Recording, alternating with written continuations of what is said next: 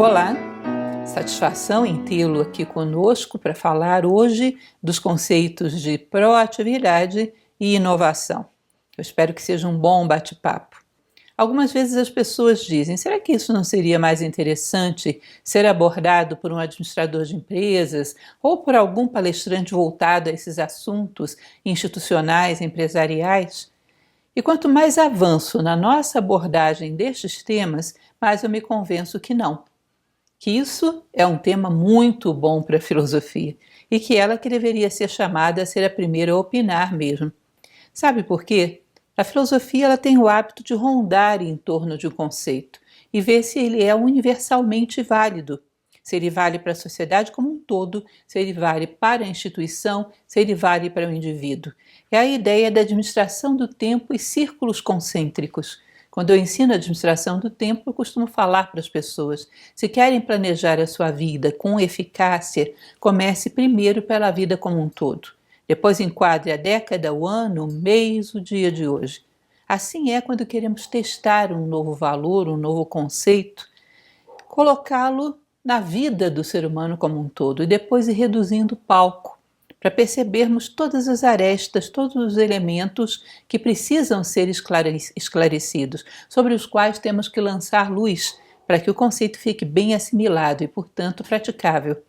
Então, eu espero que essa nossa conversa seja particularmente válida quando se trata, por exemplo, de proatividade, que não é um conceito tão antigo assim. Tanto é que algumas vezes as pessoas confundem com produtividade e são coisas bem diferentes.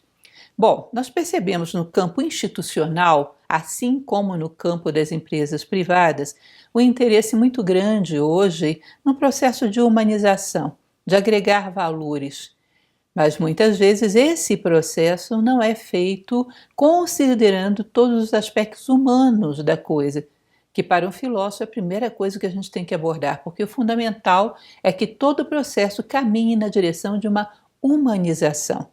Então nós vemos, e eu vejo isso com muito bons olhos, as empresas implicarem dentro dos seus processos um departamento, um grupo, uma assessoria de compliance que acompanha a implementação dos códigos de ética ou um estudo das chamadas soft skills, que são as virtudes aplicadas ao meio do trabalho. Ótimo, muito interessante. Mas quando a gente não relembra que o objetivo humanista tem que estar acima de tudo, muitas vezes esses objetivos podem sair mal sucedidos. Por exemplo, já dei algumas palestras e fiz alguns trabalhos junto a empresas nessa área de compliance. Porém, se você considera que uma empresa está preocupada com código de ética apenas porque acabou de sair a lei anticorrupção, provavelmente esse processo não vai dar certo. Por quê? Porque o funcionário, o servidor que está imbrincado nisso, vai se sentir manipulado. Vai perceber que não é a ética em si que vale, mas uma certa coerção social. A mesma coisa em relação às virtudes. Se um funcionário de um empreendimento qualquer percebe que a empresa o quer virtuoso, porque uma pessoa mais sociável, com uma capacidade de convivência melhor, é mais produtiva e dá um retorno financeiro maior, ele vai provavelmente pensar no caso contrário. Bom, então eles não estão pensando em mim, eles estão pensando na produtividade. E o caso contrário é, se amanhã ou depois vier uma outra teoria que diga que sem virtudes eu produzo mais, rapidamente a estratégia muda. Porque não é a minha realização que está em jogo, mas sim um resultado material. Ou seja, o resultado do processo são coisas e não pessoas. E isso é um elemento que eu tenho visto que compromete muitas iniciativas, algumas muito bem intencionadas. Portanto, o foco que a filosofia dá, antes de qualquer coisa, é o humanismo. Bom, Kant, que é um filósofo de uma importância fundamental, um filósofo iluminista, ele dizia que o ser racional, ou seja, o ser humano, nunca pode ser meio para nenhum processo. Ele nunca pode ser usado para uma coisa que não é o bem-estar dele mesmo. O ser humano, o ser racional, sempre deve ser o fim de todo o processo. Ou seja, qualquer transformação dentro do corpo de uma instituição que não tenha o bem-estar humano como fim, mas como um mero meio, vai acabar de alguma maneira sendo frustrada nas suas pretensões, vai acabar desacreditada, porque no fundo gera uma resistência, ainda que as pessoas não saibam nem muito bem por quê. Portanto, cada conceito desse que estamos aplicando, temos que entendê-lo bem sob o ponto de vista humanista, né? Eu costumo falar, em algumas palestras nossas aqui já falei sobre isso também, que qualquer processo dentro de uma instituição de qualquer natureza, ele tem que contar com 3 autoridades. Quem conduz tem que ter autoridade intelectual, conhecer o processo, tem que ter autoridade moral, fazer junto, e tem que ter autoridade humana, que consiste em considerar que um trabalho bem feito não é aquele que as coisas terminam bem feitas, mas é aquele que as coisas terminam bem feitas e as pessoas terminam bem. De preferência que dê oportunidade das pessoas crescerem no meio do processo. Isso seria o ideal, porque aí você de fato aporta valores ao mundo. Gera produtos que também são necessários, gera serviços que também são necessários, mas também gera seres humanos que estão se envolvendo, crescendo e aportando o seu melhor no processo. E proatividade, nós vamos ver que é um valor que tem muito a ver com isso, tem tudo a ver com isso. Então, o que vem a ser uma pessoa proativa? É aquela que, segundo se diz, faz mais do que se espera dela em qualquer situação. Uma pessoa que recebe uma demanda de um líder, de um chefe, cumpre tudo aquilo ali a tempo e a hora da melhor maneira possível, é uma pessoa produtiva. O que se espera de um proativo?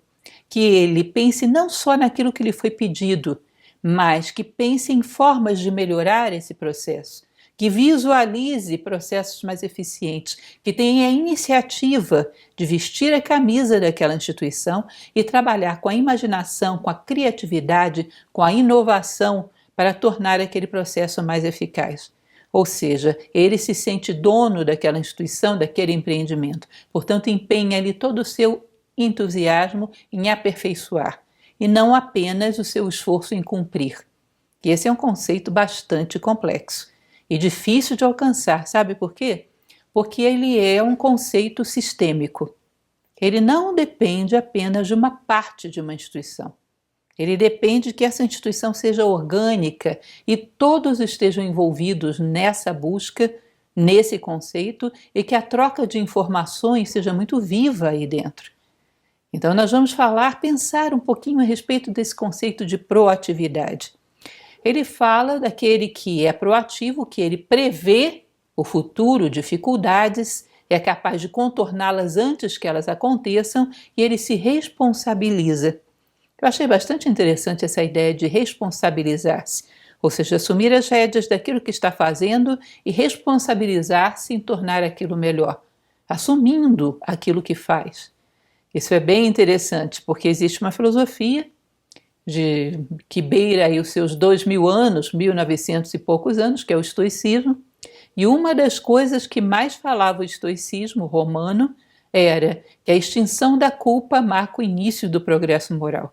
Ou seja, quando paramos de transferir culpa, quando assumimos as rédeas da nossa vida e nos responsabilizamos por aquilo que nos acontece, por aquilo que fazemos, paramos com um processo altamente mórbido, que é a vitimização. Ou seja, tudo o que ocorre foi contra mim, tudo o que ocorre eu fui uma vítima, eu não sou responsável por nada que acontece na minha vida.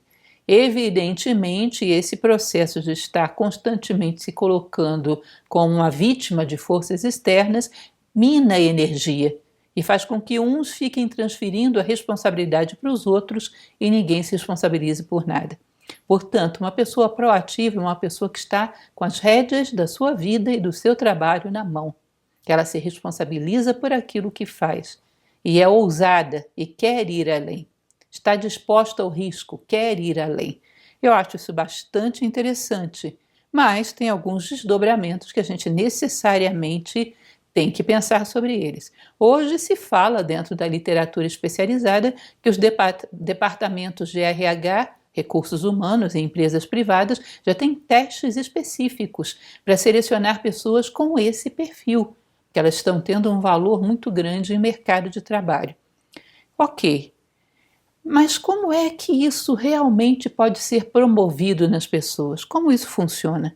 Se você considera que uma pessoa proativa, ela tem capacidade de participar dos processos, solucionar desafios e evitar problemas, e às vezes até aprender outras competências que não a sua estrita, para ver o problema dentro de um campo mais amplo, nós percebemos que tem uma série de coisas imbricadas aí. Por exemplo, se ela quer ver o processo como um todo, essa informação tem que estar acessível para ela. Ela não pode ser considerada que nem Chaplin, lembram daquele filme Tempos Modernos? Como um apertador de parafuso de uma etapa do processo, que não sabe nem qual é aquela máquina em cuja peça você atarrachou o parafuso. Você é responsável por uma pequena fatia. Vejam bem, proatividade está diretamente ligado à motivação. E vendo só um pedacinho do processo, ninguém se motiva. Portanto, nós já vemos que as condições, as características desse valor, dessa virtude, elas têm um pré-requisito, o primeiro dos pré-requisitos, que toda a informação do processo esteja acessível para você. Se você vai vestir a camisa da empresa, em primeiro lugar é necessário que você veja essa camisa por completo, examine todas as suas características e tenha a liberdade de, inclusive, dar sugestões sobre ela, sobre a camisa que você vai vestir. Então, exige um fluxo de informações. Exige que uma instituição seja como um todo orgânico, onde as informações fluem em todas as direções. Nós vivemos uma época onde o filme Tempos Modernos resumia bem o que acontecia, uma herança um pouco funesta e tardia de Revolução Industrial, onde cada um dominava um pedaço do processo e só o líder pensava. Só ele pensava em como aperfeiçoar o processo, a ele era dado o direito da inovação. Ele era o pensante e os outros eram meros executantes. Estamos tentando mudar isso. A proatividade é exatamente uma exigência de mudança, porque já se percebeu que isso não funciona.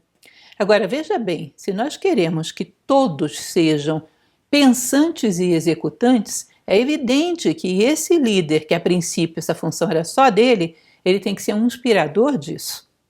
Que ele também tem que ser um ser proativo, que qualquer demanda que você tenha para ele conheça bem o processo onde o seu departamento, a sua equipe está inserida. Ele não conheça só aquela pecinha onde está rachado o parafuso, ele tenha uma visão total. Lembram da máxima da ISO 9000? Ação local com visão global. Ou seja, os líderes também têm que se movimentar para serem os mais proativos de todos, porque é através da via desses chefes de departamento, desses chefes de setores, que a proatividade pode fluir para todos os funcionários. Então, esses líderes são uma peça-chave.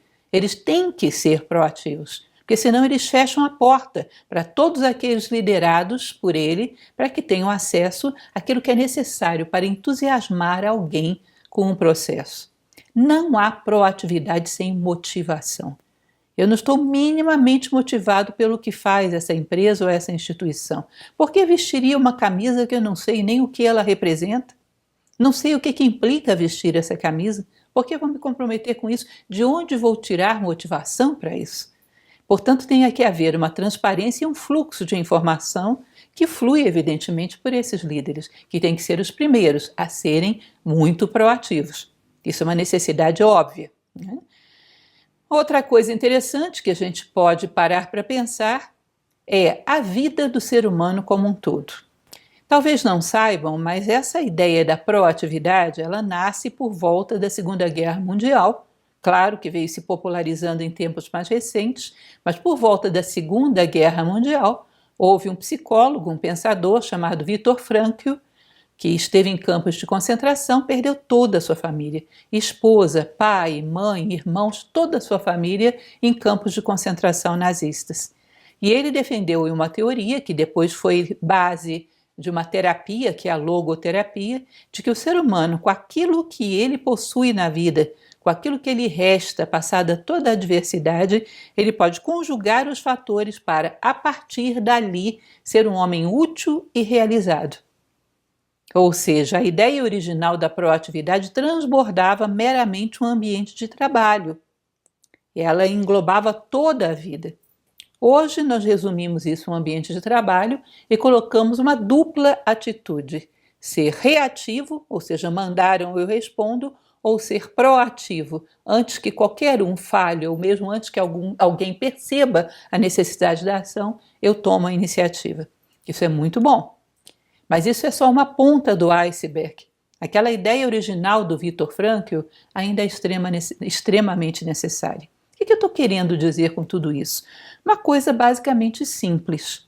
Um ser humano que na sua vida pessoal não está minimamente interessado com o que acontece nem com seu vizinho, não veste a camisa da humanidade, não está muito interessado com o que aconteça com o todo.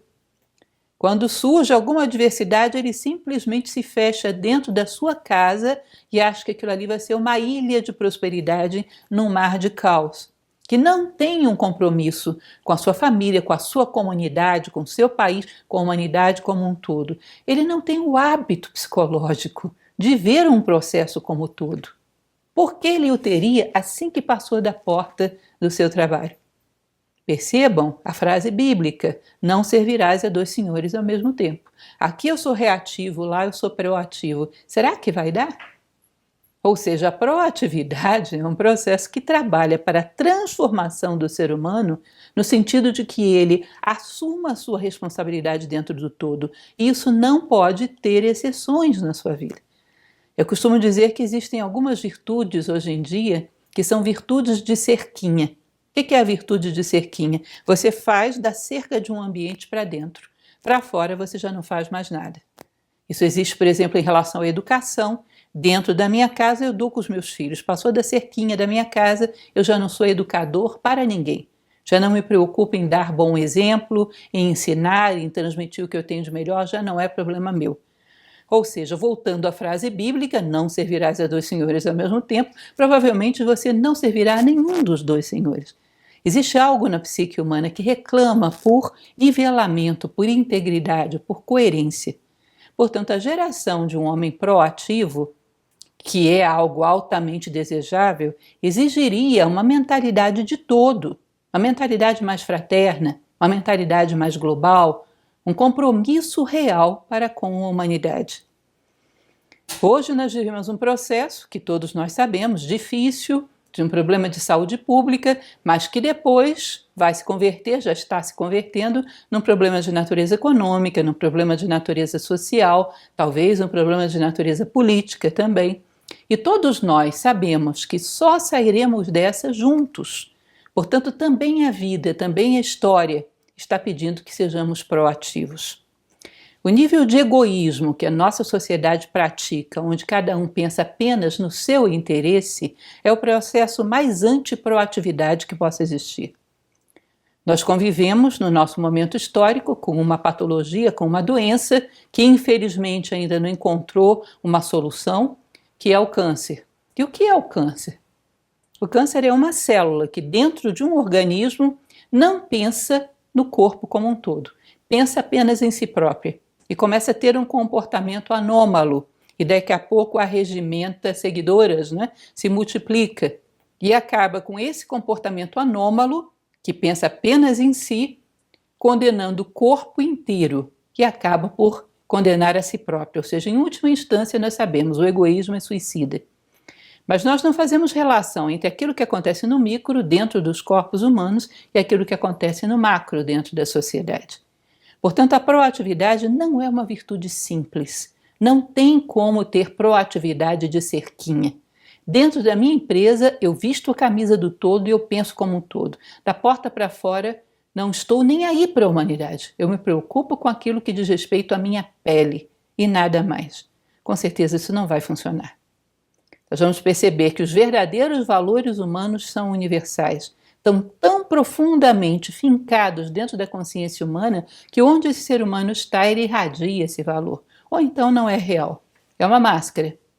Então a proatividade vai ter que gerar uma mentalidade diferente em toda a vida do homem. Eu me recordo de um poema de Carlos Drummond de Andrade, que ele dizia: vivemos um tempo de partidos, tempo de homens partidos. Então você percebe que o que acontece fora, dentro da sociedade, é um reflexo do processo que acontece dentro de nós.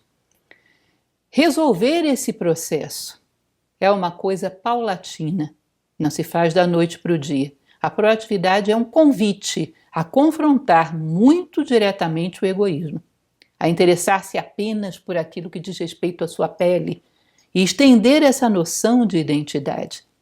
Platão, num livro que gosto bastante, que é um diálogo chamado A República, ele diz que dentro da sua cidade ideal, uma determinada classe de homens, que eram os guardiões, ele faria uma coisa que vocês vão achar bem esquisita. Todos os filhos dos guardiões que nascessem, na hora de nascer, ele os embaralharia de uma forma tal que, se 10 casais tiveram filho, aquelas 10 crianças, ninguém saberia exatamente qual é a sua. E seria obrigada a tomar aquelas 10 crianças como filhos. Que aquelas 10 crianças teriam 10 pais, 10 mães, e mais avós, e mais tios, e mais irmãos, de uma tal maneira que, passadas algumas gerações, todo mundo dentro dessa classe seria parente de todo mundo.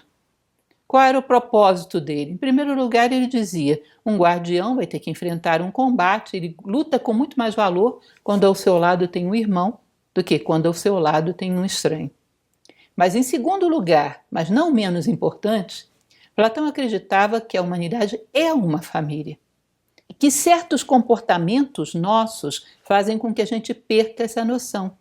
Achamos que, por exemplo, as crianças, os filhos, são aqueles que saíram do nosso corpo físico, que os filhos da humanidade não são nossos filhos. E ele diz, bom, isso é uma ilusão. E algumas estratégias, às vezes, serviriam para quebrar essa ilusão e o homem perceber a realidade de que a humanidade é a sua família. Os filhos da humanidade são seus filhos. Então ele utilizava um artifício.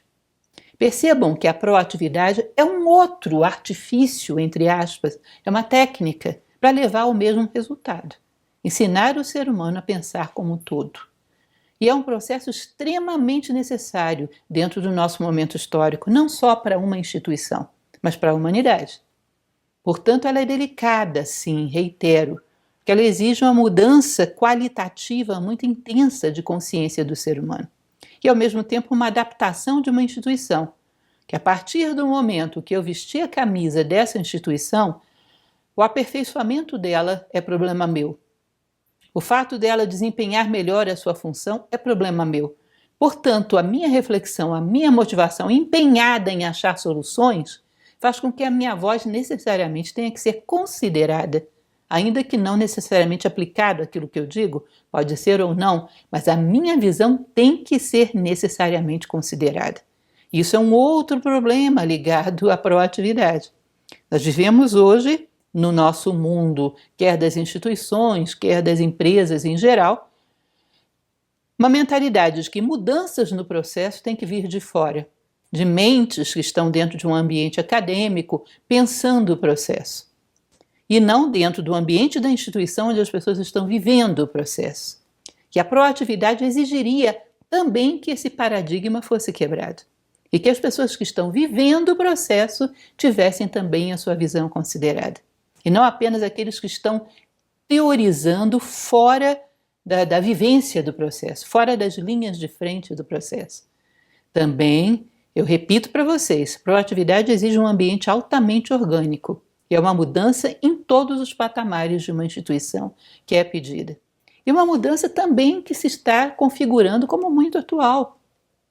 Hoje, já não mais como antes, as pessoas consideram, por exemplo, num processo de parto de uma mulher, a opinião da avó, a presença da doula. Consideram que não apenas aquela pessoa que estudou e que até participa de um processo, mas de uma forma um pouco mais distante, não só o intelectual, mas também aquela pessoa que intimamente está ligada à situação, por uma ligação emocional, por uma experiência de vida, também é digna de ser ouvida. Ou seja, hoje a experiência vital também é considerada. Inclusive, isso tem dado uma reversão no mercado de trabalho. De tal maneira que pessoas que vivenciam um processo e têm uma maturidade muito grande nele, hoje são tão ouvidas quanto aqueles que intelectualizam os processos. E isso é proatividade. Isso também é uma exigência. Percebam que é uma virtude muito exigente.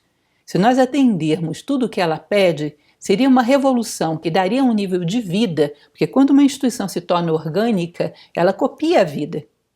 E não existe fórmula mais eficaz do que a fórmula da vida, para gerar o novo, para gerar aquilo que aproxima os seres da sua realização. E ninguém sabe isso tanto quanto a vida. Também para aproximar as instituições da sua realização como tal. Por que não? Bom, dentro de uma estrutura empresarial isso ainda é mais complicado, né? Aliás, eu diria que ambas têm um nível de complicação. Porque se eu sou chamada a participar de uma empresa privada para ser proativa, vestir a camisa dessa instituição, eu tenho necessariamente que saber o que ela está querendo colocar no mercado, em produto, em serviço, e não só saber, mas me envolver com isso de alguma maneira. Ou seja, perceber isso como algo útil, como algo necessário. Portanto, dá às empresas uma necessidade de prestar contas éticas aos seus funcionários, àqueles que participam do processo. Vocês podem dizer, bom, nós pagamos melhor, nós vamos até falar sobre isso. Eu não considero, e aliás cada vez mais no mundo atual a gente vê isso, que a melhor forma de motivação é apenas remuneração. A melhor forma de motivação é fazer com que as pessoas acreditem num processo e queiram deixar a sua marca pessoal dentro dele. Olha, eu acrescentei isso. Esse processo foi mais viável, portanto dá mais resultados porque tem a minha marca aí. Eu contribuí de alguma forma. Como diz Khalil Gibran, eu sou um posto de enriquecimento dos dons da vida. Esse processo passou por mim e ele andou mais rápido quando passou por mim, porque eu fui proativo. E você se orgulha do produto que chegou bem feito lá na frente. Se você tem algum envolvimento, você acredita nele. Portanto, dentro das empresas privadas consiste em acreditar cada funcionário na finalidade do processo, no produto que é gerado, no serviço que é gerado. E nas instituições públicas também não é tão diferente. Acreditar na instituição, entender bem a que ela serve. Eu iria até mais atrás nesse processo. Eu vivo há 31 anos como professora de filosofia e posso garantir a vocês, nós vivemos um momento histórico onde o óbvio não existe mais. Nada que nós pensamos que é óbvio é tanto assim. Quando você começa a definir coisas muito simples, você percebe que as pessoas já não lembram mais delas, já não sabem mais do que se trata. Uma instituição pública é uma fatia, é uma parte de um espaço público, que é aquilo que a gente chama de Estado. E ele deveria ser o primeiro a ser entendido. Todos os servidores públicos teriam que entender bem o que é o Estado, pelo menos no nível básico. Se nós formos considerar, por exemplo, uma visão platônica, Platão dizia que cada ser humano, se tivesse a capacidade de, ao tomar uma decisão, não pensar apenas em si, mas pensar no bem de toda a comunidade, quiçá de toda a humanidade, essa sociedade seria autogovernável pelos seus participantes, não necessitaria de Estado. Mas o homem não tem essa capacidade, não tinha e ainda não tem. Pensa de maneira muito egoísta ao agir, ao tomar decisões. Portanto, a humanidade não pode ficar órfã, a sociedade, a coletividade não pode ficar órfã. Há que haver alguém cuja destinação, cuja função seja pensar na humanidade como um todo, seja pensar na comunidade como um todo. E assim nasce o Estado, para prestar esse serviço de atender às necessidades do todo. E dentro desse espaço, que é uma instituição criada para atender às necessidades coletivas, qual é a parte dessas necessidades coletivas que a minha instituição cumpre? No caso da justiça do trabalho, a justiça nas relações trabalhistas, onde o trabalhador seja respeitado e valorizado naquilo que faz, uma relação onde não haja abuso de poder, e nem pressão, nem nenhum tipo de desvio de comportamento de nenhum dos dois lados, dentro de um dos ofícios, um dos setores mais importantes da sociedade, que é o ofício criativo, o trabalho, o ofício laboral. Bom, eu entendi o sentido daquilo que eu faço. Deixa eu ver como é que isso está sendo feito. Ah, não, isso é apenas para pessoas especialistas no aspecto jurídico da justiça do trabalho. Não, é para qualquer um que participe dela. Deixa eu entender pelo menos basicamente como é que isso funciona. Deixa eu entender, porque ao entender eu posso ousar e imaginar. Será que essa é a melhor maneira? Será que não existiria algum pequeno detalhe que poderia ser implementado? Como eu vou vestir uma camisa, reitero, se não me permitem olhar a camisa? Como eu vou vestir alguma coisa que eu não posso chegar na frente do espelho porque eu não a vejo? Então é necessário entender o processo como um todo. Percebam que fica mais complicado, cada vez mais complicado, porque exige uma mudança de mentalidade da instituição como um todo. Eu tenho que ver, eu tenho que ter a liberdade de pensar. E se não fosse assim? Será que não haveria outras vias onde pequenos detalhes poderiam melhorar o fluxo do processo? Será que eu não posso repensar o processo? É isso que se pede de uma pessoa proativa.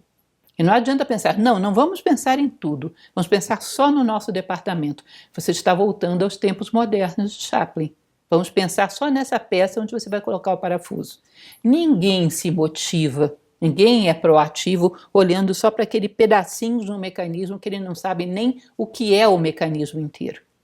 Tá? Então é uma virtude exigente, mas muito boa, porque ela caminha no sentido da humanização, não só da parte servidor, funcionário, como também do todo instituição. Torna o todo um corpo muito mais vital, com fluxo de informações, com participação de todas as suas células para um objetivo comum, ou seja, um corpo mais sadio, mais próximo ao processo da vida. Mas definitivamente não é simples. Existe uma relação muito forte entre a motivação e essa capacidade de colocarmos um pouco de nós naquilo que fazemos. Existe uma relação muito forte entre o conhecimento do final do processo e o amor ao final do processo e a minha capacidade de imaginação para inovar, por exemplo.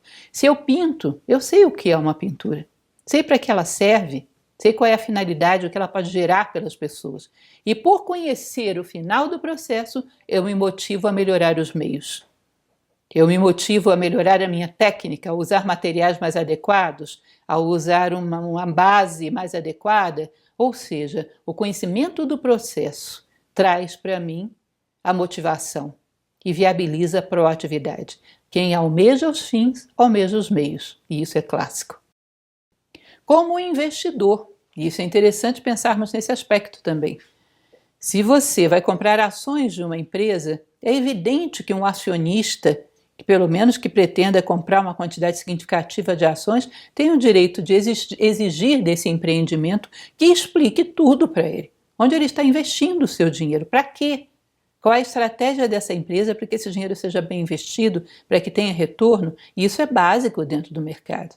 Bom, um proativo é aquele que está investindo a sua vida numa instituição. Portanto, ele necessita entendê-la muito bem. É um investimento muito alto. Então, esse é um pequeno processo, aí, um pequeno toque de provocação. Proatividade é um valor complexo e aplicá-lo pode ser um salto qualitativo, mas exige que todos os seus desdobramentos filosóficos sejam considerados. Eu, às vezes, me assusto um pouco e compartilho isso com vocês. Porque como o processo como um todo, feito da maneira correta, da maneira como vimos aí, considerado filosoficamente, parece grande demais e trabalhoso demais, às vezes dentro do mercado empresarial, por exemplo, surge a tentação do atalho, que alguns atalhos são complexos. Eu não posso falar muito disso porque não é a minha especialidade, está totalmente fora da minha alçada. Mas o que li, o que investiguei, confesso que me assusta um pouco. Estratégias empresariais do tipo de uma gamificação. É claro que eu posso ter tido até uma informação errada, mas dentro da instituição específica que trabalha com isso, a informação que eu recebi foi o seguinte: vocês sabem o que é gamificação? Foi copiada do mecanismo do game, ou seja, de um joguinho infantil. Cria-se um monte de elementos, vou até ler para vocês, porque eu achei tão curioso que só lendo para entendermos melhor. Missões que se alternam durante uma semana para manter o efeito surpresa durante todo o período. Ou seja, são mandadas missões para uma equipe de trabalho através do celular. Eles vão ali tentando resolver essas missões, altamente competitivos, ou seja, gera competição entre as pessoas daquela equipe. Os players, eles chamam dessa maneira, os players jogam individualmente no celular, mas competem em grupos, e as vitórias são recompensadas. Vejam bem, essa ideia, se nós formos considerar quando você apela para um defeito para chegar a uma virtude, você está sendo maquiavélico e provavelmente não vai dar certo. que os fins não justificam os meios. Fins e meios têm que ser coerentes. Portanto, viciar um grupo de adultos num game, isso já não é bom para a criança, muito menos para um adulto. E estimular a competição num momento que é para cooperação. É para a gente parar de pensar em ganhar sobre os demais, é para aprender a ganhar junto. E ainda estimular com esse tipo de gratificação, de bonificação constante, honestamente, isso me lembra um pouco um petisco. Vocês já viram como faz adestramento canino? Fez certinho tal coisa, dá um petisco. Isso trabalha muito com consciência animal. Portanto, a gente tem que ter cuidado, porque às vezes a intenção é até boa, mas os meios são estranhos. Para fazer a proatividade dar certo, você tem que seguir os meios certos, e é a humanização. Curiosamente, a minha filha trabalha com isso, e ela me falava: mãe, adestramento hoje em alguns países do exterior já não é mais assim. Não é mais através de bater ou estimular e dar petisco. Eles começam a trabalhar com a inteligência do animal. Fazer com que o animal que tem um vínculo afetivo com o dono perceba que a defesa que ele vai fazer protege e beneficia o dono dele. Fazer com que ele, relacionando essas duas coisas, haja por amor. Imaginem vocês. Até os animais com um pouco mais de desenvolvimento já não trabalham mais com esse tipo de adestramento. Portanto, como diziam os romanos, os caminhos fáceis mentem. Esse tipo de estratégia há que ter cuidado com ela. A proatividade é excelente, mas nós temos que saber quais são os caminhos sólidos para atingi-las pela porta da frente, pela estrada principal e não por nenhum desvio que às vezes pode ser que gamificação não seja só isso, mas estou dizendo para vocês dentro da explicação que recebi, porque fui lá, fui atrás para querer entender e complementar a minha visão desse assunto. Falando agora um pouco da questão da inovação. Inovação, ela tem uma característica importante. Ela está preenchida também, ela está englobada dentro da proatividade, mas inovação não é renovação. Elas são diferentes. A renovação é simplesmente você dar uma fachada melhor a tudo aquilo que você já tinha. A inovação muda a essência de um processo. Muda o foco daquele processo. Vai atrás do que de fato pode ser acrescentado para aquele processo ganhar um degrau em qualidade, em aperfeiçoamento, para que aquele processo realmente pule um degrau em direção ao futuro. E não seja simplesmente uma repetição rearranjada daquilo que houve no passado. Se vocês perceberem, por exemplo, o avanço da ciência, se você pega o pensamento de Albert Einstein, ele não é simplesmente uma reorganização do pensamento de Newton. Ali dentro tem ideias absolutamente novas. Isso é inovação.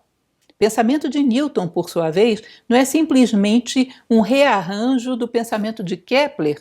Não tem nada a ver, tem coisas totalmente novas ali. Ou seja, tudo aquilo que avança, avança captando coisas novas. E avança na direção correta. E é importante entenderem isso. Todo processo produtivo, necessário e positivo dentro de uma instituição caminha na direção da humanização.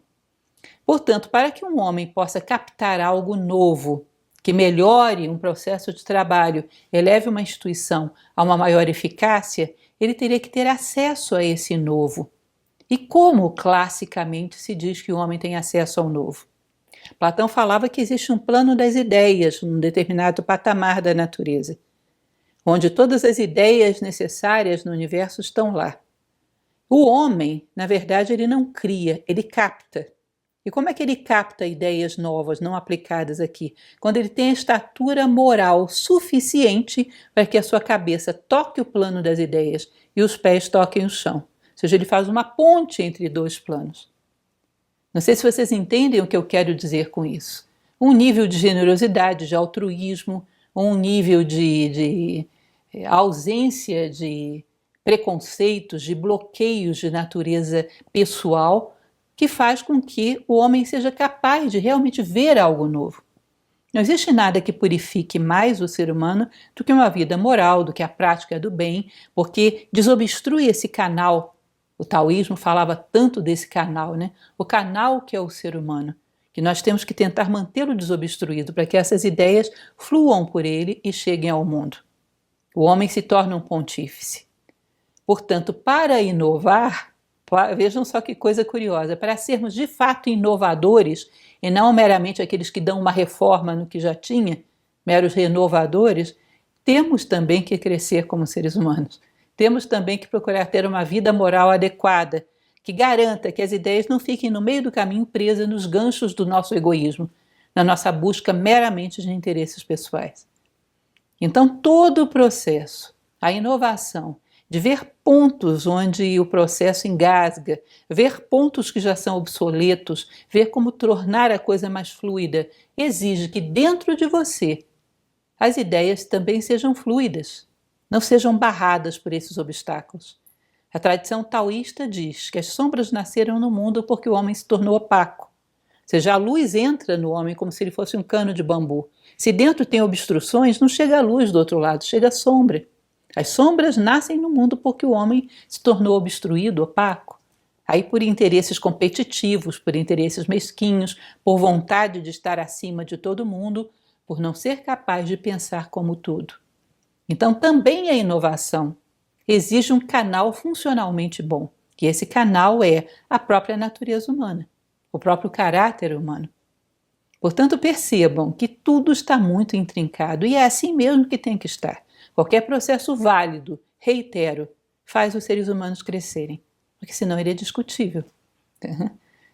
Para termos proatividade, há que crescer, há que combater o egoísmo. Para termos inovação, há que crescer, há que ter um alinhamento com a ordem do universo, uma confiança nas leis da vida e um processo também de combate do egoísmo, de maior altruísmo, de querer que o bem flua através de você, para beneficiar não apenas a você, mas ao todo.